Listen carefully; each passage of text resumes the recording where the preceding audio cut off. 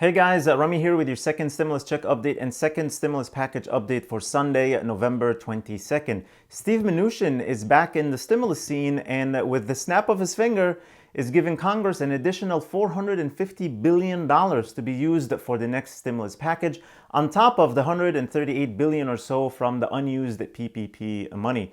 So basically, Congress has close to $600 billion to work with to get a stimulus package out. This old money that is sitting there is already more than the $500 billion skinny bill that Mitch McConnell wants to pass. This is just crazy to me. Can you believe this? This is enough money to cover a second stimulus check, unemployment, and PPP money, and a lot more. If you're as frustrated as I am with all this stimulus BS that's going on, just click the like button on the video and subscribe if you haven't already. So where is this money coming from, the $450 billion? Well, from failed bailout programs that basically only help the stock market and the rich companies. One of those programs is the Main Street Lending Program. If you're not familiar with that, it is basically cheap short-term loans that is supposed to help small to medium-sized companies, but the banks were not approving the majority of the applications for that program because they don't want to lose money. They basically added their own rules on top of the Fed's rules to not lend money to struggling companies. They were only lending to companies that had good cash flow and were going to be able to pay back the loans with no problems. So yes, another the rich get richer and poor get poorer situation. But for businesses this time. Very, very frustrating. So Steve Mnuchin said, you know what? Let these programs expire at the end of the year and have the Fed give us this money back to use for stimulus, for another stimulus package. So obviously this triggered a lot of negative reactions from Democrats. The Biden transition team spokeswoman said, we should be reinforcing the government's ability to respond and support the economy, not undermining it. This follows a disturbing pattern of this administration, putting petty grievances ahead of the health and safety of the American people. And Nancy Pelosi said, why? Why are they doing this? They only want to impede the ability of the administration to have everything available to them. But listen, whether you're on the right or you're on the left, just know that these are just politically charged comments that are far from the truth.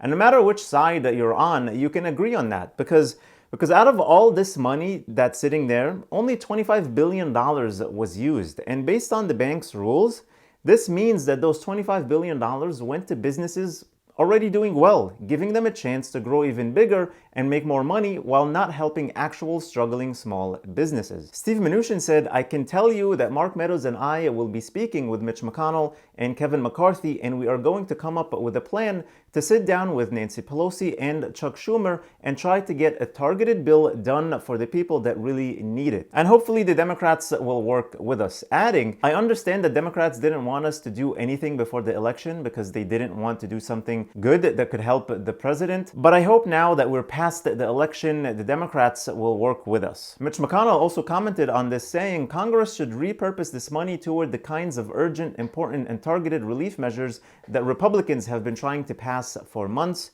but Democrats have repeatedly blocked with all or nothing demands. But here's the problem though, even though the election is behind us, it's not over yet. And this whole issue of not acting on stimulus yet for political reasons is still there now and extended because of the Georgia Senate runoff elections. Democrats don't want to take a deal yet because they're holding out for the chance that now they have the presidency and they still hold the majority in the House, they might get the Senate too, and then they can pass anything they want. They may even go back to the original $3.4 trillion HEROES Act. Who knows? Some will still say that the election is not over yet and the President Trump might still be president.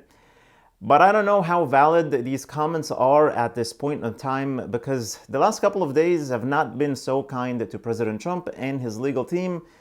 But hey, I guess we'll have to wait until January 20th to actually see who is going to be president. But the point is, the Democrats are unlikely going to take a small deal now when they think they might take the Senate, the House, and the White House. Speaking of the Senate, I saw this from Bernie Sanders on Twitter. The American people can't afford to wait any longer. Every working class American needs $2,000 a month. Every unemployed American needs $600 a week. Every American needs healthcare as a human right. No one in America should go hungry or homeless. The do-nothing Senate must act. Okay, at some point, these people need to get in touch with reality. Are we really going to pass a bill that pays every working class American $2,000 per month? Come on now, what's crazy to me is that people like this still hold positions of power and get elected and keep talking like this and get paid with taxpayers' money. We need to elect some realists in Congress. I mean, $2,000 a month is not going to happen. In the meantime, the Do Nothing Senate is back to doing nothing. They're now on their Thanksgiving break. I can't with these politicians, man. Seriously, another break. For real though, what have they done since they came back on November 9th from their last recess? AOC said it the other day. Whether you hate her or love her, I think you can agree with this. She said, Senator McConnell decided to break the Senate, and he broke the Senate as there are thousands of people in Texas lined up for food lines. He broke the Senate while hospitals no longer have beds to house the sick. He broke the Senate and dismissed the Senate while 30 million Americans are on the brink of eviction. I disagree with most of the things she says, but not this. I'm really, really sad for this country and don't know where things are going from here. Every day I pray this country heals from its brokenness. We need a miracle for this country. That's all I have for you today, guys. Let me know your thoughts in the comments below. Thank you so much for watching. I really, really appreciate you all. Please hit the like button on the video, share this video with your friends and family, and subscribe to the channel if you haven't already, and click the notifications bell to be notified that whenever I publish new videos and new content for you. Also, make sure to check the link in the description for the Yada savings account. It's a new savings account that is FDIC insured, but gives you interest with a lottery system. If you use the link below, you'll get 100 tickets when you deposit as little as $25 for a chance to win up to $10 million. Then you'll get a weekly ticket for every $25 that you deposit. I think this is the future of banking as it encourages savings to earn more chances at winning a large prize. Also, don't forget to get your free stocks from Webull, potentially worth up to $1,600 when you deposit only $100, which is just like cash. You can take it out anytime you feel like it. All the links are in the description below. Please stay safe, stay healthy, and I'll see you in the next video.